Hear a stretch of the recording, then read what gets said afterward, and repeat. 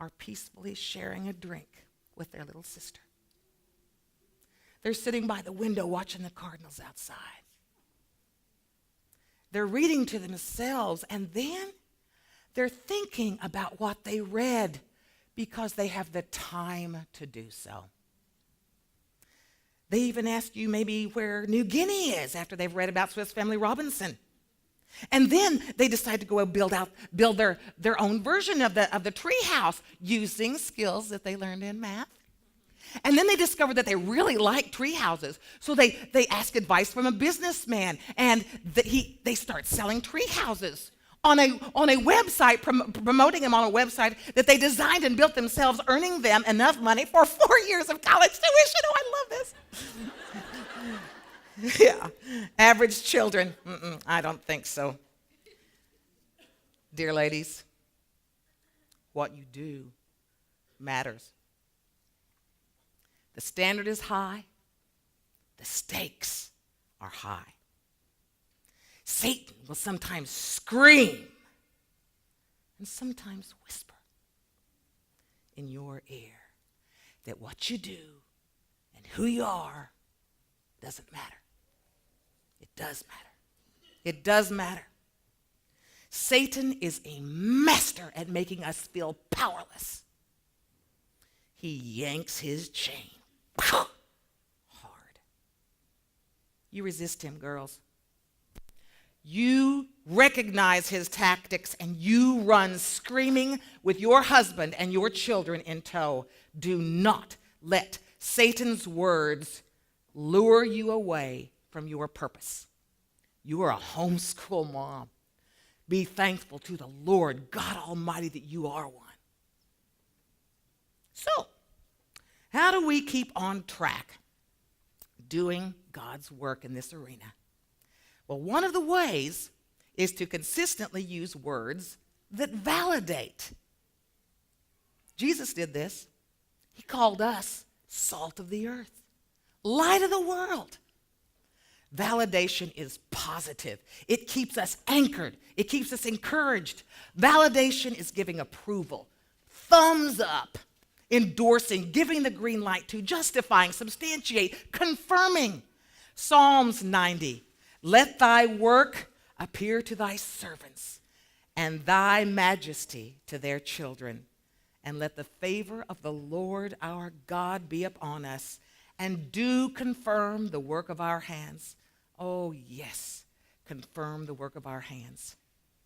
Ladies, we are servants in God's work in raising our children. He will confirm the work of your hands. Hey, how many of you out here like to get gifts? Raise your hand. Raise your hand if you like to get gifts. Well, now some of you didn't raise your hands. That's okay. I thought everybody in here would, surely. Now, as a group, this is something else the old drama coach is going to ask you to do.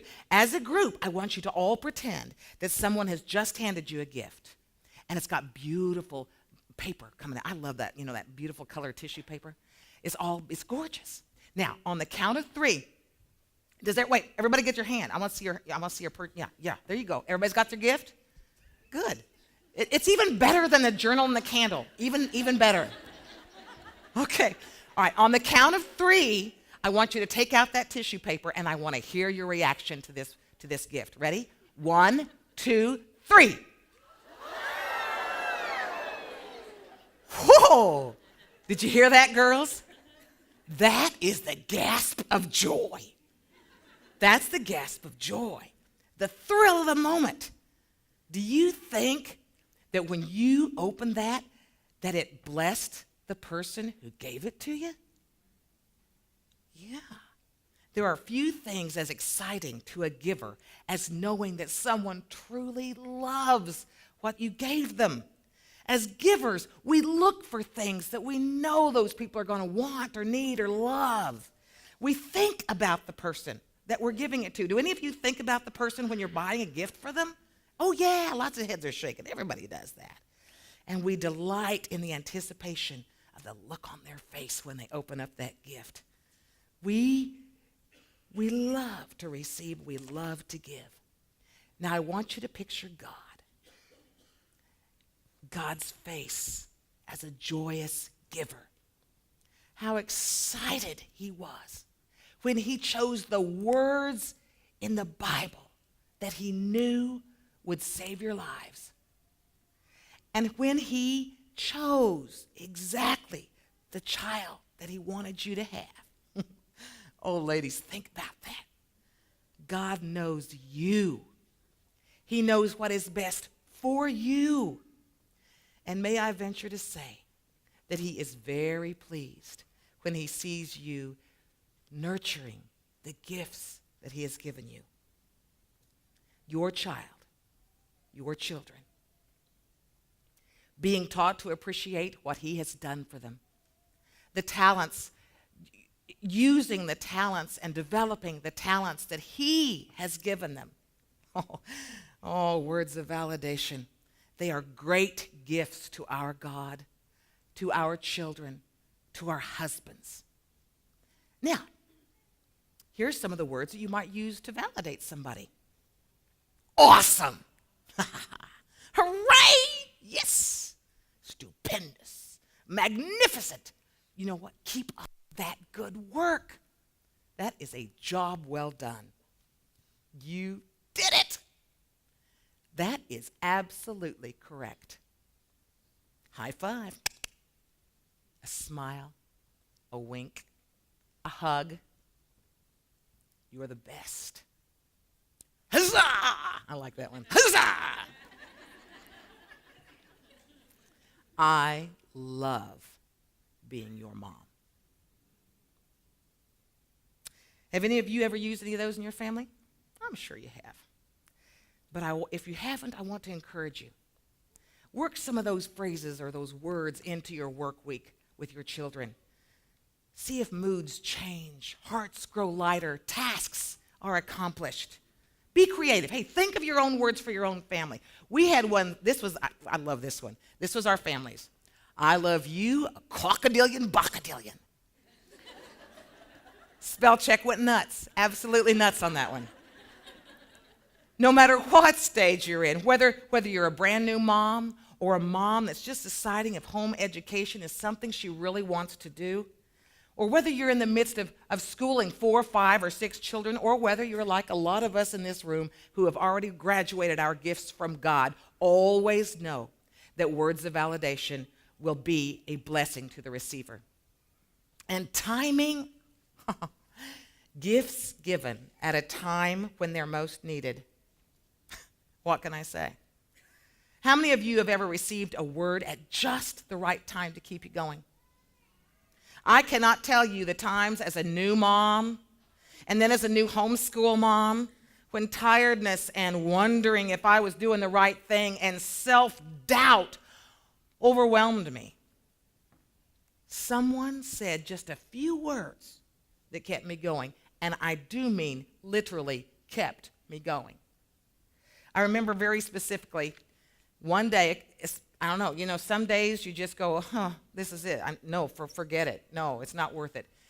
We decided to take, because it was a flexible day, we decided to take a nature hike. We did those on flexible days a lot. We were lucky enough to have a sweet little park around the corner from our house, and so we went there. And, there was the merry-go-round to check out and the slipper slide, and, physical education is important as well. And my kids were enjoying the fresh air, and literally so was I. I needed the fresh air. We all needed it. And then there was a middle-aged lady watching us, and I could tell that she was probably one of those great Aunt Sally types with her, what's this look? This was the early 90s when homeschooling wasn't too big on the radar. And she asked me, where do your children go to school? We homeschool. Her entire demeanor changed. She said, I worked in the public school for years, and I would give literally anything on earth to have been able to home educate my children. Do you think those words came at a time that I needed to hear them? A word fitly spoken. The encouragement of a few heartfelt words, they ring in my ears today. And hers were not the only words along the years that gave me courage. They were a gift from God I know they were. A gift from God to a mom who wondered why she was spending her days doing what she was doing. Are words powerful? You better believe it. Do they render us fruitful or fruitless? You better believe it. For younger moms that are here tonight, we are here to give you the thumbs up validation and to let you hear words that will hopefully give you the courage, the strength, and the joy to go on and do the job. God has given us, blessedly, 18 years to layer levels of excellence in our children. My husband's an architect, and I was going over this talk, and I said, I've got this term, layering levels of excellence. And he goes, that reminds me of how we build a foundation for a home. You start, if the ground's a little bit shaky or weird, you start by putting 6 inches of dirt in that area you're going to build a home. And you pack it down, and you pack it down until there's no air, there's nothing. It's solid, it's rock solid. And you do that over and over again. It's called lifting. God has given us 18 years to lift layer after layer of excellence in our children. How firm a foundation, ye saints of the Lord, is laid for your faith in his excellent word. Now, there are words of discouragement, and they often come too. They come from the great Aunt Sally's. They come from all kinds of people. I'm reminded of the words, I love Anne of Green Gables. I've directed it 100,000 million times. I love it. And I laugh every time because this is I can't imagine people saying this to somebody, but Rachel Lynde, who's the neighbor of Marilla and Matthew Cuthbert, is getting ready to meet this poor little orphan girl. And she comes over, and she walks in, and little Anne walks in, and here she is. Little preteen kind of, she had been rejected all of her life, so she doesn't have a whole lot of self-confidence. And then here's Rachel Lynde. Well, they certainly didn't pick you for the looks, did they? She's terribly skinny and homely, Marilla. Come here, child. Whoa, has anybody ever seen such freckles and hair as red as carrots? Now, those are encouraging words to a poor preteen sensitive child. oh my goodness. Anne's reaction was no less than mine would have been. She yelled, she screamed, she was disrespectful. The timing of words is so important. Another thing about validation is that it tells the person that you accept them right where they are and what they're feeling. So keep this in mind next time you have somebody in your house who's overly emotional and you don't understand why they are. Validation is at the heart of respect and understanding. When you validate, make eye contact. Make eye contact with your child or your husband, whoever you're validating. This lets them know that they've got your full attention. And your full attention is a gift in itself. Dear ladies, there are times after giving so much of yourself that you need validation yourself. And sometimes we need it particularly from our husbands.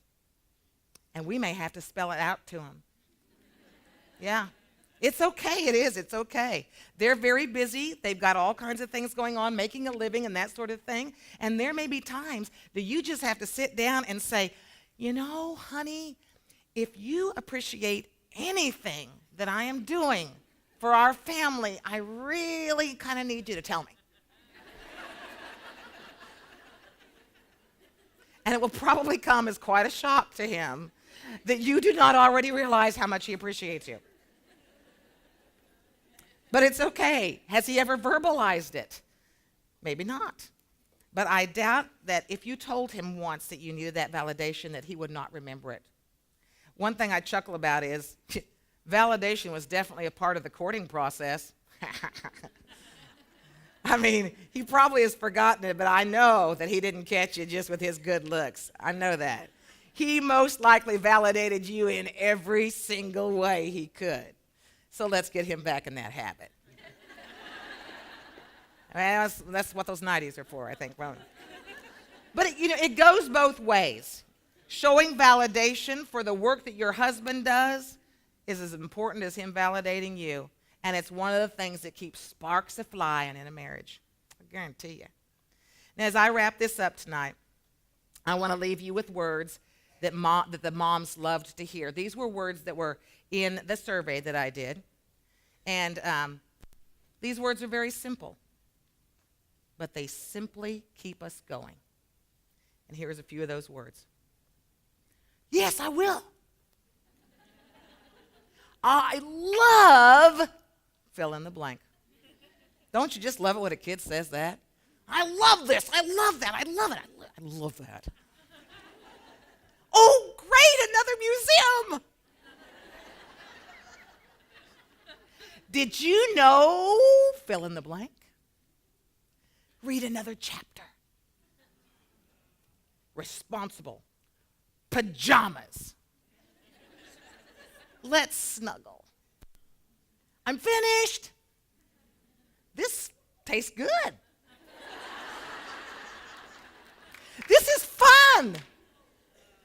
I clean the house. I'm homeschooled. And the number one thing, and this is the absolute truth, the number one thing on the survey that moms like to hear the most. Thank you, Mom. And you'll hear it. I'm a homeschool mom. Repeat it with me, girls. I'm a homeschool mom, and I'm thankful to the Lord God Almighty to be so.